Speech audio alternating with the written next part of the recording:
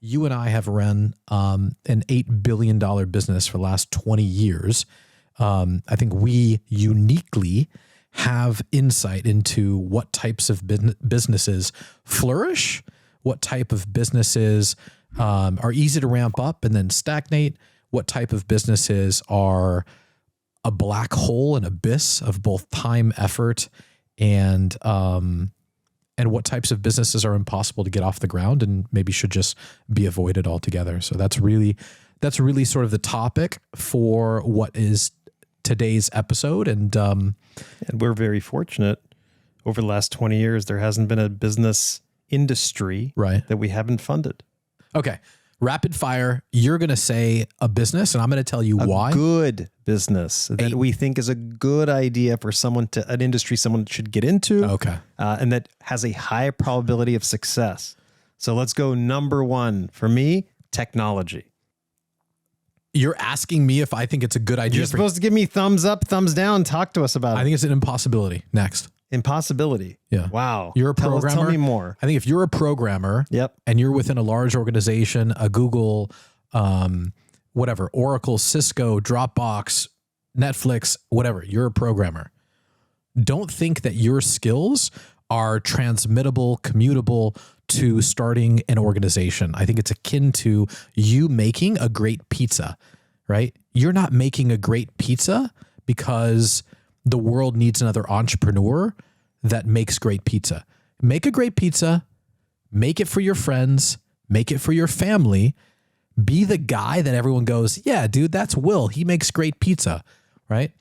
But keep your day job. Don't try to start a technology company. Very few of those actually end up working out. And generally speaking, the technologist with the idea, right, is not the one who wins in the end. The one who wins in the end is the guy who can sell it. Amazing. So let me reframe that. Okay. You're saying, hey, you've got a great job at a big technology company and you're an amazing programmer. Yeah. Stay in your seat, make your wonderful money, get those restricted stock units. Yeah. But what if my best friend's a great salesperson?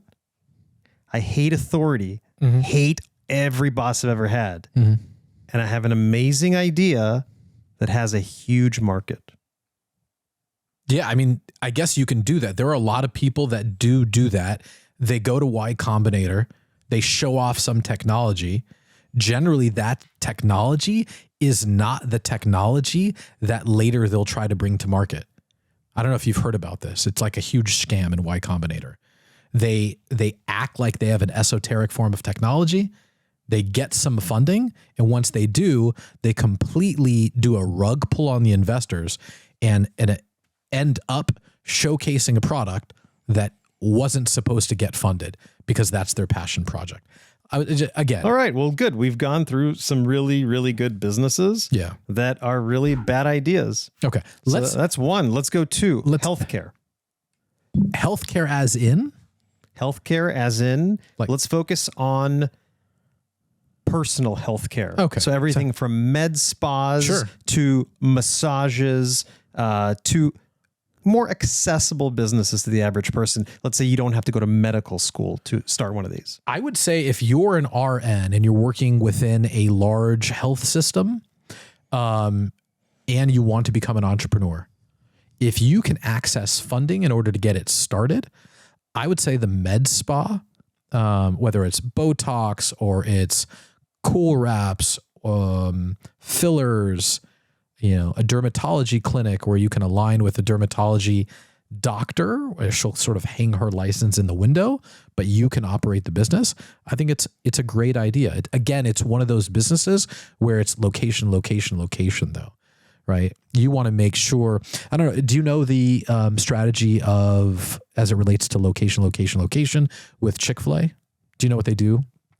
Like in California? No, tell us about it.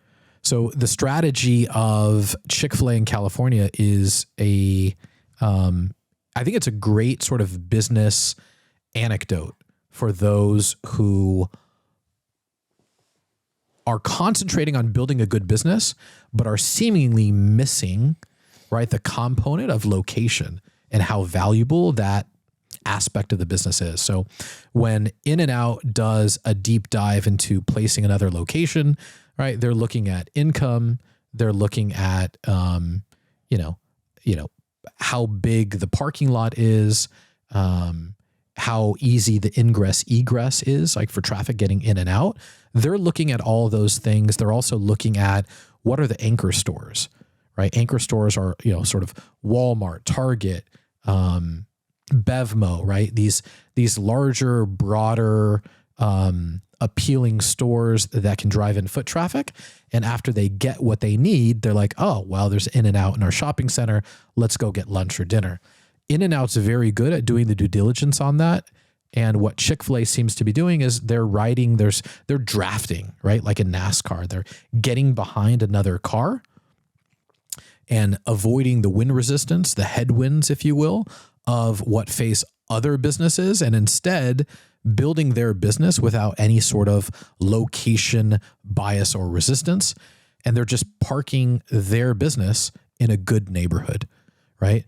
And that's the sort of important. It's so crucial. It's so crucial. And I think we see this playing out right now with the 99-cent stores. Oh, okay. Right? An industry that 10 years ago we would have thought would have done really well.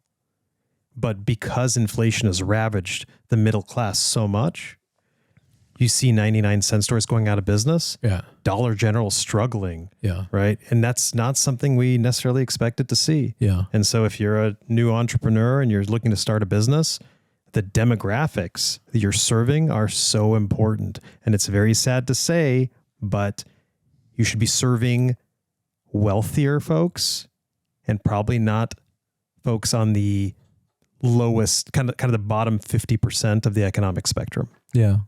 If you want to succeed. Yeah.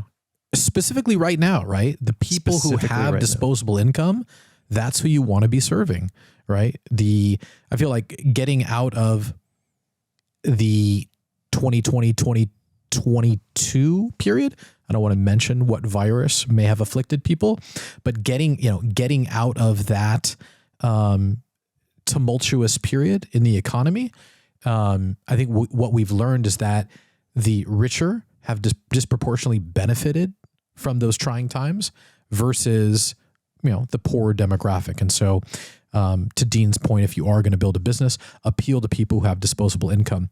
We're running low on time. Lev is giving me the indication. We haven't got through many examples. Let's talk about restaurants. Yeah, let's talk about terrible business ideas. Okay, great. So we'll pivot. You've already poo-pooed the healthcare and the technology. No, quite the contrary. You want to talk about restaurants and trucking? No, quite the contrary. I said with restaurants, right? The world doesn't need another restaurateur. But if you're going to do it'll get one. Unfortunately, because the barriers to entry are low, right? Building a restaurant, it's just like a gas station. It's just like, a construction company. It's low margins. And the problem with restaurants, especially in states like California, is you have high labor costs. So if it's an automated thing, if it's a Chipotle run by robots, I think you've got a good business if it's good food. But if it's dependent upon somebody coming into work, clocking in and clocking out and not being a headache, I think you're in trouble. Yeah. I would stay away from those types of businesses where you're relying on younger, less skilled labor. But no, the healthcare thing, I totally support. I think it's a great business. You've invested in many of these healthcare startups or expansions. I think they're great businesses. You just have to, again, kind of like the Chick-fil-A In-N-Out example, you have to park it in the right place. I've poo-pooed the restaurant idea. And I think construction is too difficult. I think if you've got a good construction job, stay in it. Don't try to be the entrepreneur who goes like, well, I didn't like working for this publicly traded construction company because I've got a better idea on how to build a business than they do. You're guaranteed to fail. Yeah, and one of the challenges small business owners face is that unlike 30 or 40 years ago, the largest companies are larger than they've ever been. Right. And so unless you have economies of scale in these low margin businesses, you're going to fail. I like businesses that are home-based. Like if again, PSA to like people who want to start a business, go into a business where you can white label a product, right? Go into a business where you can find, a piece of apparel, a product manufactured overseas at a low cost where your dollar stretches really far and the manufacturer has a low MOQ, like a minimum order quantity, brand that, whether it's apparel or otherwise, brand that product with your brand name, bring it into the States and sell it on the internet. That's a great, drop shipping. I know people are saying it's like, it's like Airbnbs. It's a thing of the past. I still like that business. Because it's e-commerce. Yeah. I think a lot of people think about business from the standpoint of like, well, how can I scale this? I like to think of it as find a business where you can carve a niche. Don't get greedy, right? I learned a valuable lesson in life a long, long time ago from an unknown female lawyer, which said, who will remain nameless, but it was pigs get fed and hogs get slaughtered. So it's like, as this relates to business people, like never let your ambition be greater than your genetics. Find a business, carve a niche, live in that corner, right? Thrive, right? Don't try to be the Mexican fisherman that gets tempted by the New York fast-talked, hair slicked back banker who goes like, well, if you just scale this up, right, then you can enjoy some time on the beach, right? Be the Mexican fisherman who's like, I'm enjoying my time on the beach. I'm good. It's like, And you make a great point about genetics, that people should really stick with their strengths. Absolutely. Stick with the blessings that God's given them. Don't get tricked into following your passion. It's a dead end. Yeah, definitely don't follow the passion. And I think that leads me to my favorite industry, which is specialty contractors. I think if you're good with your hands and you're blessed with those types of genetics, there's no better time to be an HVAC repairman, any type of contractor that you could find on Yelp. And we Angie's do every List. single day, Angie's List. Yeah. And today with work from home, everyone spends the day looking for ways to fix something that's broken inside their home. Yeah. They're running their air conditioner 24/7. 24/7, right? There's more The world's getting hotter. Listen, there's more wear and tear on people's homes than there ever has been because the home is getting used more. It usually would only get used for an hour in the morning, right? And then 4 hours at night from 6 to 10, right? Now the washing machine's always going. The plumbing's always going. The pool heater, the jacuzzi, the whatever, right? Like there's so much wear and tear. That's a great business. Yeah, it's a great business also, not just because of this code effect, but homes are getting more and more complicated.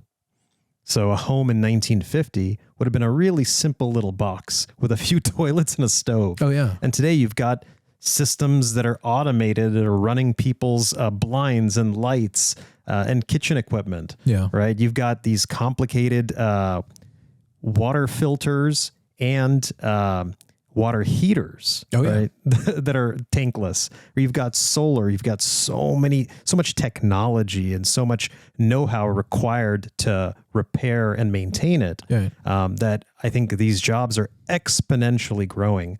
And so some kids may not want to go to college.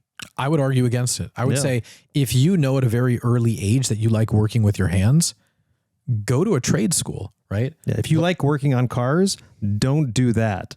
Go to trade school. Yeah, absolutely. And become a specialty contractor. All right, so we've gone through enough examples. I think, a PSA for all the people out there who are like, well, what kind of business should I go into? Just to kind of recap it. I like e-com. I like healthcare. Want to drive a truck? Drive a truck. We really didn't get into that. Trucking is bad idea. Well, trucking is one of those businesses where it's not necessarily a bad idea. The last mile is still a good idea. It's still a good idea if you want to operate it as this is my business and I'm the driver. Now, if you're getting into trucking, to the extent where you're trying to scale a business, that might not be a good idea. But if you want to make $60,000 to $150,000 driving a truck, there's two different things you can do, in my opinion. You can be a short haul driver driving the last mile, delivering stuff for Amazon, etc., right? Or you can drive for Walmart. Walmart drivers are going to make $150,000 a year. You could also manage a Walmart, right? And be within an organization with RSUs, restricted stock units, right? And have probably an easier life. But you're working weekends too. So it's just, it's one of those things where it's like, are you choosing independence? Are you choosing flexibility? right? What matters to you most? But I think if you're just trying to make somewhere between, I don't know, $60,000 and $200,000 a year, trucking is still a decent industry to go in. It's just you're away from your family. So yeah, I think, to summarize what you said, location. Yeah. That doesn't just apply to what industry you choose to be in. It also applies to where the business is, and that we're arguing against businesses that require expensive rent in a strip mall, right? And for businesses that are easy to run from home. Yeah. I would argue that's the key in any business, no matter what, sort of sector of the economy you choose. Keep the expenses low, squeeze every bit of juice out of your product you can. I like businesses that have recurring revenue. I like businesses where it's. So would you recommend financial services to people? Financial services as in what?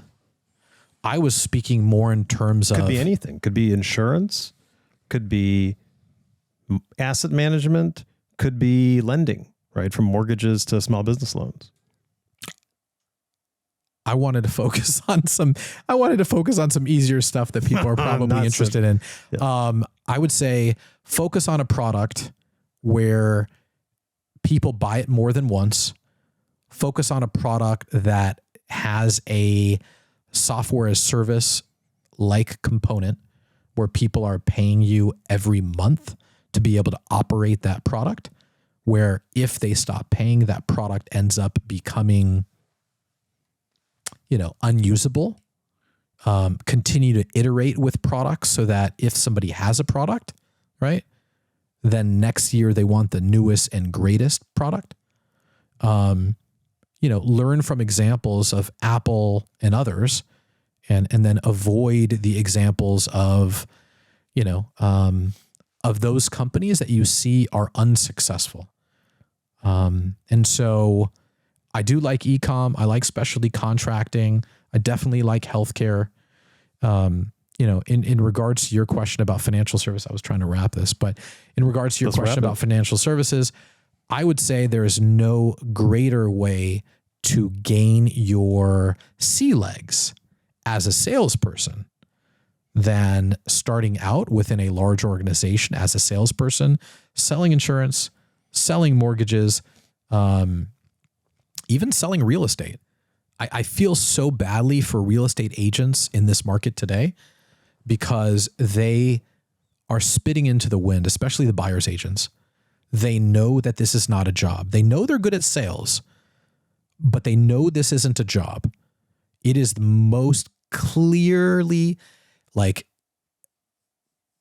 you couldn't provide any more evidentiary proof that this is a job that has been outsourced and no longer requires you than a buyer's agent for real estate, right? I'm letting the agent double end the deal, the seller's agent, all day long.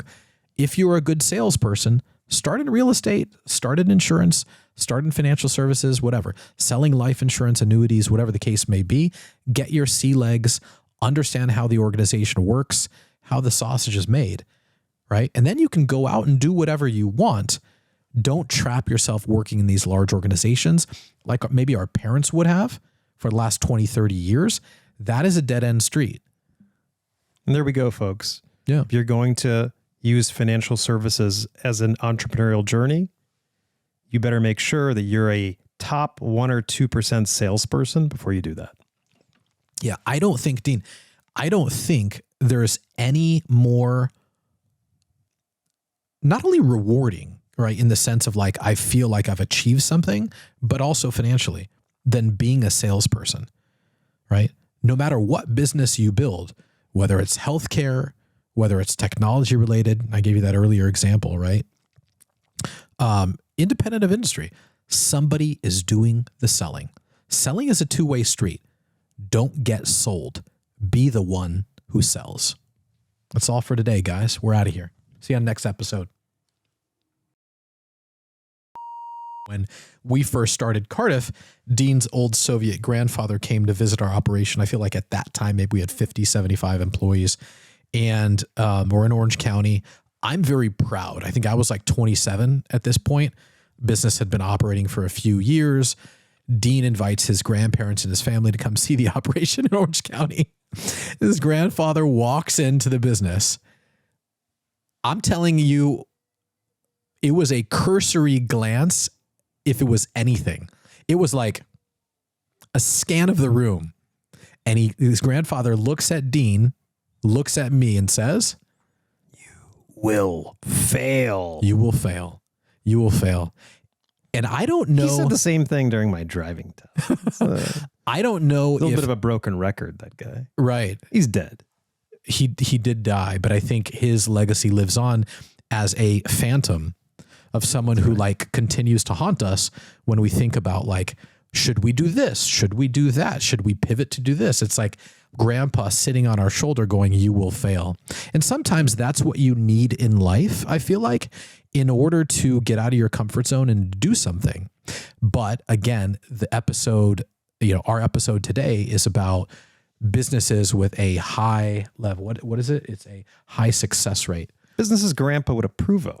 Right. Saying, absolutely. Right. Grandpa Vladimir was very discerning. Yeah. Yeah. And on his deathbed, he actually, the thing that he cared the most was that you and I were going to succeed.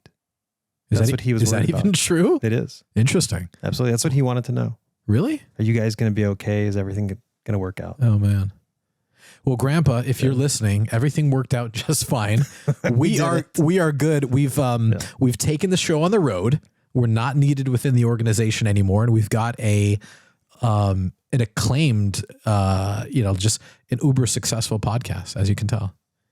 Yeah, and God's laughing at him because he's watching Shark Tank.